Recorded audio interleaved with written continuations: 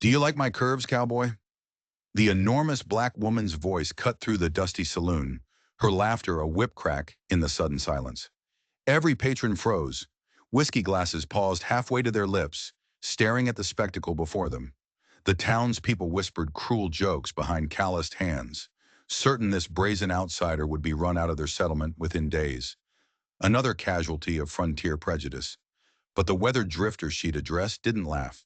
He sat alone at the bar, his dark hair hanging beneath a battered hat, his clothes speaking of long days on the trail, and something flickered in his dark eyes, a recognition that defied the whole room's contempt. What neither the woman nor the mysterious cowboy knew was that their unlikely connection would soon threaten to expose secrets buried deep in this drought-stricken town. Secrets powerful enough to destroy or save every soul within its borders. Would their forbidden bond become the key to salvation, or would the weight of hidden truths crush them both beneath the unforgiving desert sun? The stagecoach had lurched to a halt outside Dustridge's only saloon just moments before. Dust clouds swirled as Emma Thompson stepped down, her considerable frame casting a long shadow across the wooden boardwalk. Whispers rippled through the small crowd gathered near the general store. Emma straightened her worn but well-made dress and walked toward the saloon doors, her head held high. Behind her, curious and cruel eyes followed every step. She pushed through the bat-wing doors with a confidence that made several patrons look up from their card games. The saloon fell quiet. Emma's gaze swept the room before settling on the weathered cowboy sitting alone at the far end of the bar. She approached him directly, the floorboards creaking under her weight. Every conversation had stopped. "Do you like my curves, cowboy?" Emma asked, her voice carrying across the silent room. "Let me marry you." The cowboy looked up, startled, but not disgusted like the others. Something almost like amusement flickered in his tired eyes. "Name's Jack," he said quietly. "Jack Lawson." "Emma Thompson," she extended her hand. "Pleased to make your acquaintance." Jack shook her hand while the rest of the saloon buzzed with shocked murmurs. The bartender wiped glasses with unnecessary force. Card players had abandoned their games entirely. Emma smiled without warmth. The suggestion was appreciated, but she would be staying right here. Jack watched the exchange with growing interest. Most people cowered when Priscilla mentioned her father's name. Emma seemed entirely unaffected. The saloon doors swung open again. A well-dressed man in his 50s entered, his presence immediately commanding attention. His silver hair was perfectly groomed despite the desert heat. This had to be Mayor Blackwood. "Priscilla, what's the commotion?" His eyes found Emma and narrowed. "I see we have a visitor. Father, this woman claims she's opening a business here." Mayor Blackwood approached Emma with the measured steps of a man accustomed to authority. "Miss, I'm afraid you'll find Dustridge has very specific standards for its merchants. The permit process alone takes months." Emma pulled a small leather portfolio from her bag. "I brought references from San Francisco, business credentials, bank statements." The mayor barely glanced at the papers. "I'm sure these are impressive where you come from. Here we value community fit above all else." Jack had heard enough. He stood from his bar stool. "Seems to me anyone willing to invest in this town deserves a fair chance." Blackwood's attention shifted to the cowboy. "Mr. Lawson, isn't it? You're relatively new here yourself. Perhaps you don't fully understand our traditions." "I understand enough." Jack's voice carried a quiet authority that made several patrons look up with surprise. Emma studied Jack with new interest. There was more to this drifter than his humble appearance suggested. The conversation was interrupted by Martha Henderson, owner of the failing general store. She approached Emma cautiously. "What kind of dresses would you make?" "Any kind you want. Custom fitted, beautiful fabrics, reasonable prices." Martha's eyes lit up. "I haven't had a new dress in 3 years.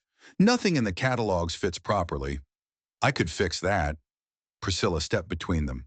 "Martha, surely you're not serious. Look at her. What could she possibly know about commitment?"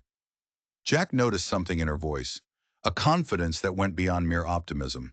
Emma Thompson was hiding something significant. The mayor's expression hardened. "I'll be direct. This town has certain expectations, certain ways of doing things. People who don't fit those expectations tend to find life here quite difficult." "Are you threatening me?" "I'm offering friendly advice. Emma smiled again, but this time it reached her eyes. I appreciate your concern, Mayor Blackwood. I believe I'll manage just fine. She turned to Jack. Mr. Lawson, would you be willing to help me find suitable shop space? I'll pay fair wages for your assistance. Jack nodded. I'd be glad to help. As they headed toward the door, Emma paused at Martha's table. Mrs. Henderson, I'll be back tomorrow with my measuring tape. That new dress is going to look stunning on you. Martha beamed while Priscilla frowned deeply. Outside, Jack and Emma walked down the dusty Main Street. The late afternoon sun cast long shadows between the buildings. You sure you want to stay? Jack asked. Blackwood meant what he said about making life difficult. Emma looked back at the saloon, then at the struggling shops lining the street. Mr. Lawson, sometimes the places that need change the most are the ones that resist it hardest. Jack studied her profile. Emma Thompson was either very brave or completely naive. Either way, Dustridge was about to become much more interesting. The telegraph office buzzed with morning activity when Emma arrived. The clerk handed her a yellow envelope with trembling fingers, his eyes darting nervously toward the other customers. Emma tore open the telegram. Her face remained perfectly composed as she read, but Jack noticed her grip tighten on the paper. The message was brief, but life-changing. Bad news? Jack asked as they stepped outside.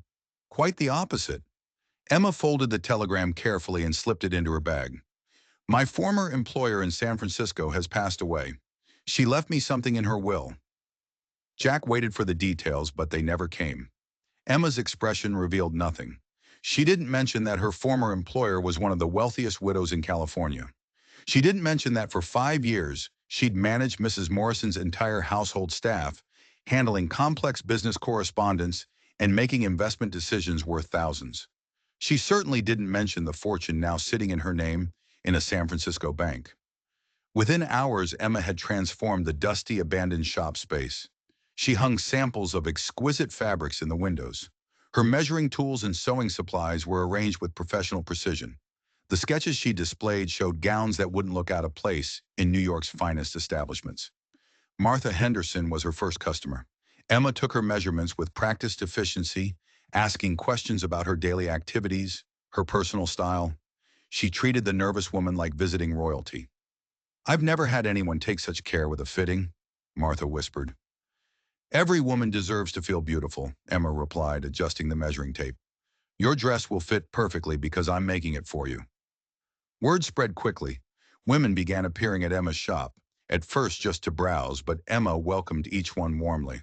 She offered tea, showed fabric samples, and her genuine interest in their lives gradually broke down their suspicion. Mrs. Sarah Chen, the Chinese laundry owner's wife, had been ignored by most of the townsfolk for years. Emma spent an hour with her, discussing a dress for her daughter's wedding, sketching ideas that blended traditional Chinese elements with a modern style. You would do that? Sarah asked, her voice full of wonder. Mixed styles like that? Your daughter's wedding dress should honor both her heritage and her new life here, Emma said. We'll create something unique and beautiful. Sarah left the shop with tears in her eyes. Not everyone appreciated Emma's inclusive approach. Priscilla Blackwood arrived with 2 friends, clearly intending to inspect, not shop. I suppose you cater to everyone, Priscilla said, her tone dripping with condescension. I believe beauty comes in all forms, Emma replied calmly. Priscilla merely sneered, but she couldn't deny the quality of the work. Meanwhile, Jack had taken a job at the livery stable to stay close to Emma's shop. He found himself protecting her from increasingly frequent harassment, drunk cowboys shouting crude comments, local toughs making threatening gestures. Jack's quiet competence and quick reflexes suggested he was more than just a drifter. Few men wanted to test that assumption. One evening, as Emma closed her shop, Jack walked her to the boarding house. You're making enemies, he warned. Change always creates resistance. This feels like more than resistance. Blackwood's been asking questions about you, about your money, your background. Emma's step faltered. What kind of questions? Where your funding came from, whether you're operating legally. He's looking for a reason to shut you down. They walked in silence for a moment. Emma weighed her options. The inheritance had given her power, but using it meant exposing herself. Jack, can I trust you with something important? He stopped and faced her. You can trust me with anything. She almost told him. The words were on her tongue, but she held back. She needed more time to understand his motivations. Too many people changed when money was involved. I appreciate your protection, she said instead, more than you know. Jack sensed there was more, but he didn't press. Emma Thompson was the most intriguing woman he'd ever met, and her secrets only added to her appeal. Back at the boarding house, Emma sat writing letters to her banks in San Francisco. Her inheritance was substantial enough to transform Dustridge, but she had to move carefully. The town was already changing. Women in Emma's dresses walked taller. Husbands noticed. Children saw their mothers smile more. But the transformation went deeper. Emma had quietly begun an anonymous charity campaign. Struggling families found envelopes under their doors with enough money to pay rent or buy medicine. The mysterious benefactor was never revealed, but desperate people stopped asking questions. Jack grew more suspicious. Her shop inventory alone was worth thousands. The fabrics were from the finest mills in Europe. No traveling seamstress could afford such luxuries. You never told me exactly what you did for Mrs. Morrison, Jack said one day. I managed her household affairs, Emma replied without looking up. She trusted me with important decisions. What kind of decisions? Emma finally met his gaze. The kind that taught me how money really works in this world. Before Jack could ask more, the shop door burst open. Mayor Blackwood strode in with two men in expensive suits. Miss Thompson, he said, I'd like you to meet some associates from Austin. They represent railroad development interests. The taller stranger stepped forward. Ma'am, we're impressed with your enterprise. Shows real vision for Dustridge's future. What kind of future are you envisioning? Emma asked, not bothering to stand. Progress, ma'am. This region needs modern transportation. Assuming everyone wants to stay once the railroad arrives, she said. The men exchanged glances with Blackwood. Well, change always brings opportunities. Some folks adapt. Others find new places more suitable. Jack moved closer to Emma's work table. This wasn't about progress. It was a threat. The men left, but the tension remained. That wasn't about railroad development, Jack said. No, Emma replied, her hands steady on her sewing. It wasn't. They're testing how much resistance to expect. Jack studied her calm demeanor. She seemed almost amused. That evening, Jack followed his suspicions to the telegraph office. A few dollars loosened the clerk's tongue. Emma had been sending and receiving frequent messages from banks in San Francisco. The drought worsened daily. Wells ran dry. Crops withered. Mayor Blackwood called another town meeting. We need outside investment to survive, he announced. I've been in discussions with groups willing to purchase land at fair prices, enough for families to relocate. What about water rights? A rancher asked. My grandfather filed claims on the creek. Water rights are complicated, Blackwood replied smoothly. Current conditions make those claims difficult to enforce. Jack knew it was a lie. Water rights didn't disappear in a drought. Someone was manipulating the situation. Emma attended the meeting but remained silent, taking careful notes. Afterward, Priscilla Blackwood approached her. You should consider my father's advice about leaving, she said quietly. He doesn't like being challenged. Emma saw an opportunity. Perhaps you'd like to discuss this further over tea tomorrow? Priscilla nodded quickly and hurried away. Jack walked Emma back to the boarding house. You're planning something, he observed. I'm considering possibilities. Care to share those with someone who might help? Emma stopped and faced him. Jack, what I'm considering could put you in real danger. I've handled dangerous situations before. Have you? Because your background is as mysterious as mine. Jack was quiet for a moment. My real name is Jackson Lawson, Jr. My father was a Texas Ranger, until he was framed for corruption by men like Mayor Blackwood. Emma absorbed this. It all made sense now. His protective instincts, his quiet competence. Then you understand what we're really facing. I understand you're not just a seamstress, he said. Emma smiled in the darkness. Tomorrow, Mr. Lawson, we're going to start fighting back. Emma's investigation began before dawn. She walked the empty streets, studying every building, every failed business. At the town hall, she claimed to be researching property boundaries. The nervous clerk granted her access. The records told a disturbing story. Businesses failing in rapid succession, all sold to the same holding company. The drought had accelerated the process, but the pattern suggested a deliberate scheme. Land grabs disguised as drought relief. Jack arrived with his own findings. His father's old case files detailed similar tactics used by a powerful Austin corporation. It all connected back to Blackwood. Emma's afternoon tea with Priscilla provided the final pieces. The mayor's daughter was terrified, but her conscience had won. "I found these in his office," she whispered, handing Emma a stack of letters. "From railroad executives. They're not waiting years. Construction begins next spring. My father's been deliberately sabotaging local businesses to clear the way." How? Water rights challenges, delayed permits, tax assessments that force foreclosures. He controls enough county officials to make life impossible for anyone who won't sell. "What about the families who've received anonymous help?" Emma asked. Priscilla's eyes widened. "That was you, wasn't it? I believe in helping people. Where did you get that kind of money? Father's been trying to trace your funding." Emma made a calculated decision. She showed Priscilla the telegram from San Francisco. Priscilla's expression changed from suspicion to shock. "You're wealthy, very wealthy. Wealthy enough to save this town if people are willing to change how they treat each other. You could buy every property my father has stolen." "I could," Emma said, "but forced solutions don't create lasting change. People need to choose differently."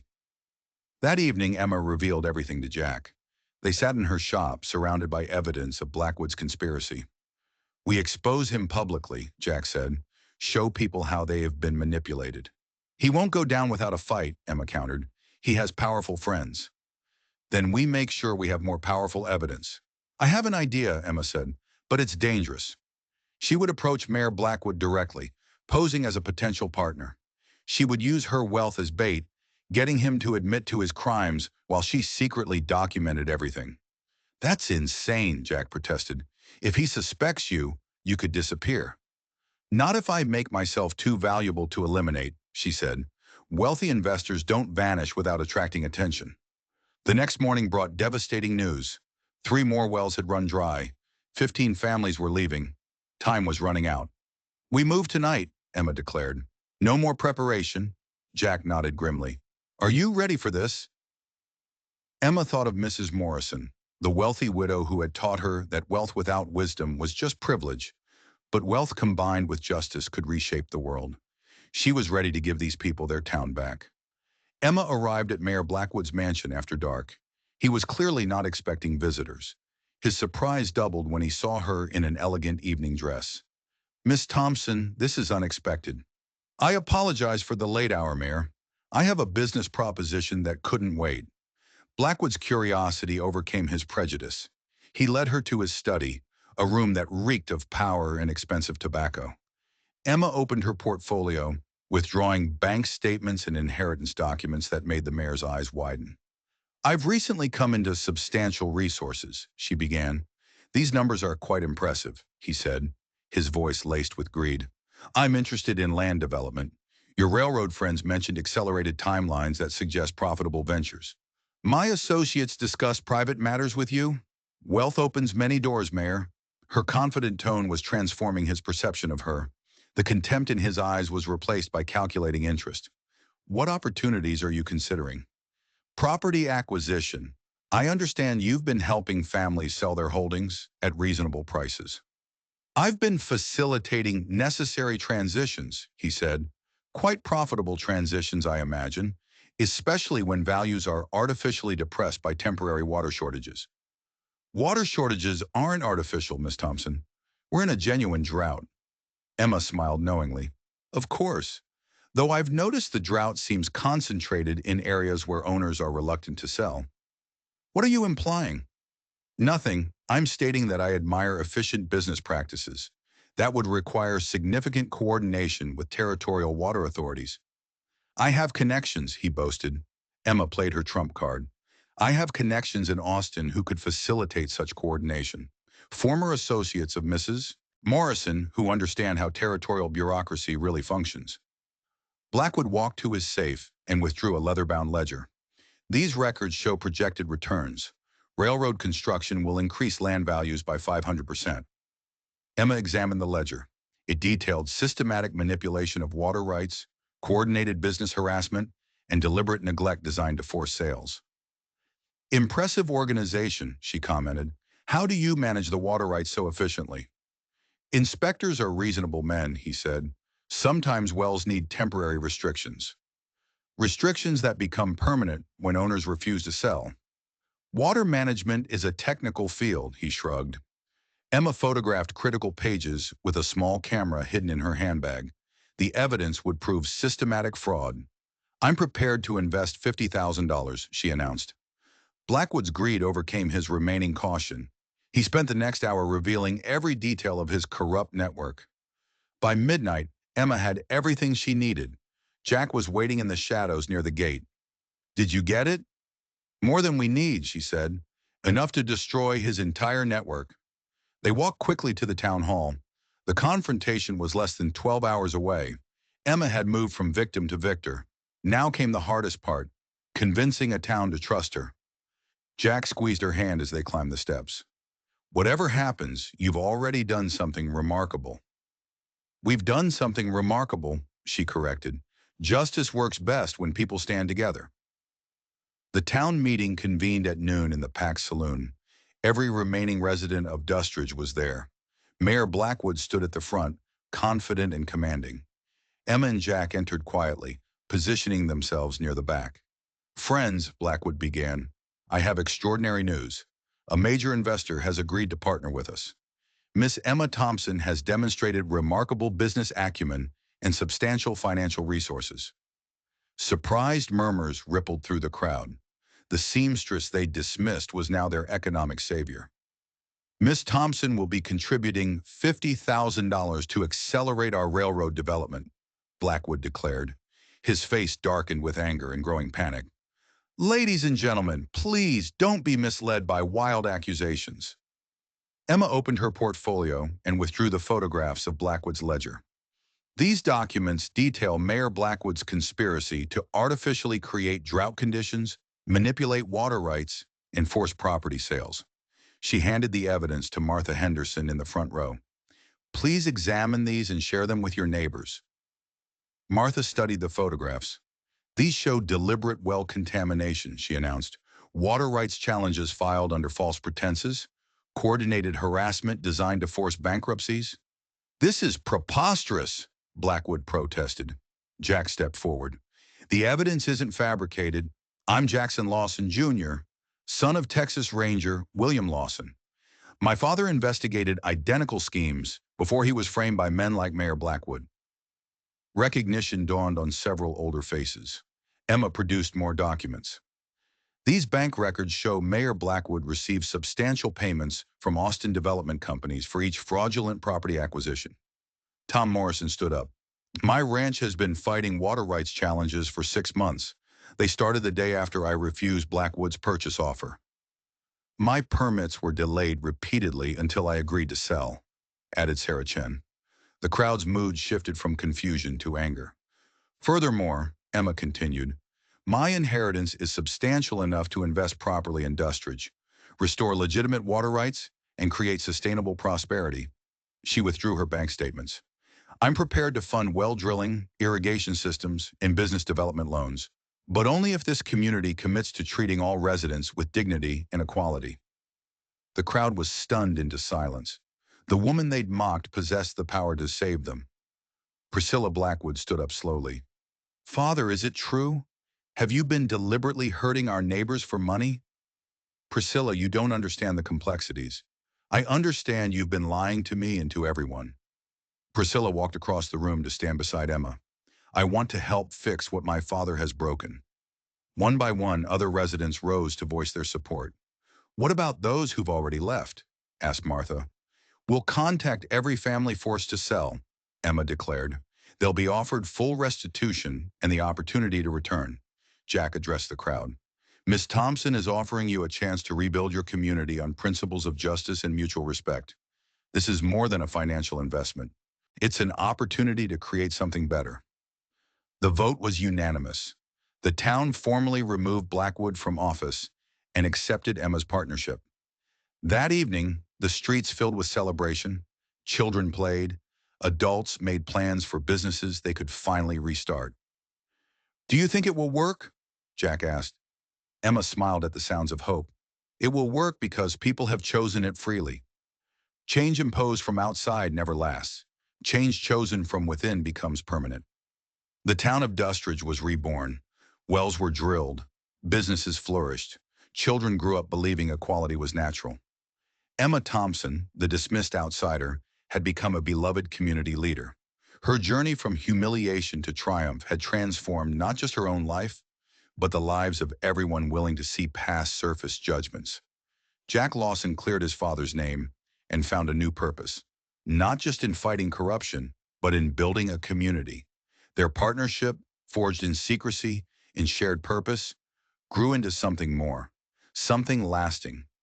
Emma Thompson proved that one person's courage, armed with truth and resources, can change the world. She taught a town that had forgotten its soul that the greatest wealth isn't found in land or money, but in the dignity and respect we afford one another. If this story of courage and justice inspired you, don't forget to like this video and subscribe for more stories from the Untamed West.